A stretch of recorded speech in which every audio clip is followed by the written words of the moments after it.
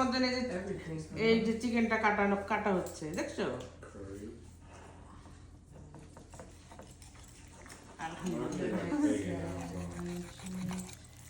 Big chicken তোমার জন্য রান্না করছি।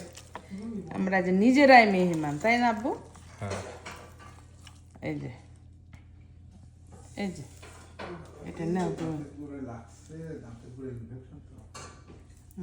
ওকে, হ্যালো, আসসালামু আলাইকুম। তো নিজের বাড়িতেই নিজেরাই মেহমান এবং নিজেরাই রান্না বান্না করছি। এই যে দুই ছেলের জন্য গোটা মুরগির রোস্ট বানিয়েছি, একদম হোল।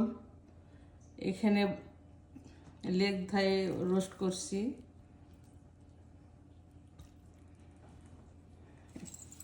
গরুর মাংস ভুনা, খুবই মজা হয়েছে আলহামদুলিল্লাহ।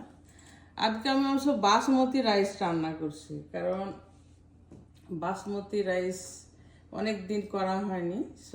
সবসময় চিনি গুঁড়া চালের পোলাও বানাই, তো আজকে বাসমতি রাইসটাই করলাম। এখানে চিকেন বেস্ট কাবাব বানাইলাম।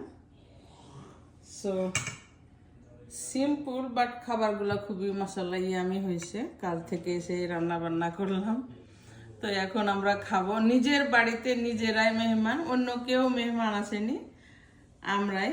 এই তো এখন আমরা খাওয়া দাওয়া শুরু করব। বিসমিল্লাহ।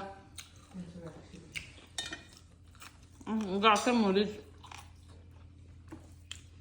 এই যে রোস্ট, গরুর মাংস, কাবাব, সবটাই এত মজা হয়েছে না কি বলবো। তার বলছে আম্মু তুমি বড় প্লেটে বসো, এই জন্য বড় প্লেটে বসে গেছি। আলহামদুলিল্লাহ খুবই মজা হয়েছে। বাচ্চাদের জন্য রান্না করছি তো মন থেকে, অসম্ভব মজা। নিপু ভাবি আচার খুবই মজা হয়েছে, খালাম্মা নিয়ে এসেছে বাংলাদেশ থেকে, থ্যাংক ইউ, অনেক মজা। আলহামদুলিল্লাহ গোটা মুরগির রোস্ট করতেছি আমার বাচ্চাদের জন্য। আমার বাচ্চারা অনেক পছন্দ করে গোটা মুরগি, দেখলে খুবই হ্যাপি হয়। তো গোটা মুরগির আমি রোস্ট বানানো দিলাম। যেহেতু গোটা মুরগির জন্য আমি প্রথমে আর কি গ্রিল করে নিচ্ছি।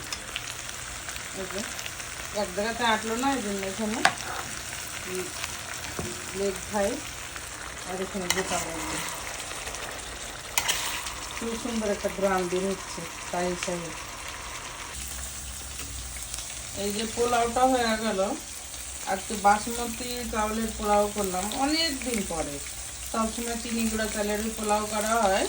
আর এইদিকে কাবাব ভাজা শুরু করে দিচ্ছি লাইট তেল।